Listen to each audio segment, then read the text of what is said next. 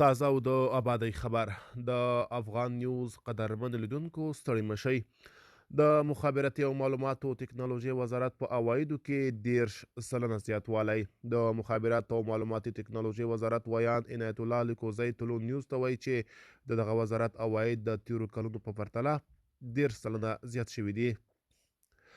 نوموړی زیاتوي چې دغه عواید د مخابراتو شبکو له مالیې ترلاسه شوي او د کریډټ د 10 مالیې هم د مخابراتو وزارت بودیجې ته ځي. ښاغلی لیکوزی زیاتوي هڅه کوي چې ټولو هیوادوالو ته د انټرنیټ غوره خدمتونه وړاندې کړي. عنایت الله لیکوزی څرګندوي د مخابراتو او معلوماتي تکنالوژي وزارت دغه سیستم نور هم روڼ کړی او په همدې بنسټ د تیرو کلونو په پرتله د مخابراتو او معلوماتي تکنالوژي وزارت په دغه برخه کې کابو 10 ډیر عواید لرلي دي. دغه پیسې د مخابراتي شبکو له لارې د مخابراتو وزارت حساب ته راټولې شوي او د دغه وزارت له لارې مالی وزارت ته سپارل شوي دي. ورته مهال ځینې هیوادوال بیا د هیواد په ځینو برخو کې د انټرنیټي خدماتونو د ټیټ کیفیت له امله شکایت کوي.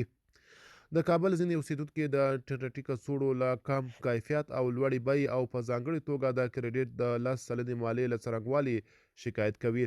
دوی له حکومته غواړي چې د انټرنیټي کڅوړې بیې راټیټې کړي. د کابل اوسیدونکی لطیف الله وایي له یوه لګښتي کارته چې 15 افغانۍ اخلي دا د منلو وړ نه دی. د دې لپاره نه لګول کیږي او نه موږ په کوم ځای کې آبادي لیدلې ده. د کابل اوسیدونکی بل فهیم احمدي هم څرګندوي موږ په افغانستان کې د انټرنیټ په بیه کې کموالی نه دی لیدلی او اوس هم د انټرنیټ کمزوری د کابل ټول اوسیدونکي له ستونزو سره مخ کړي دي.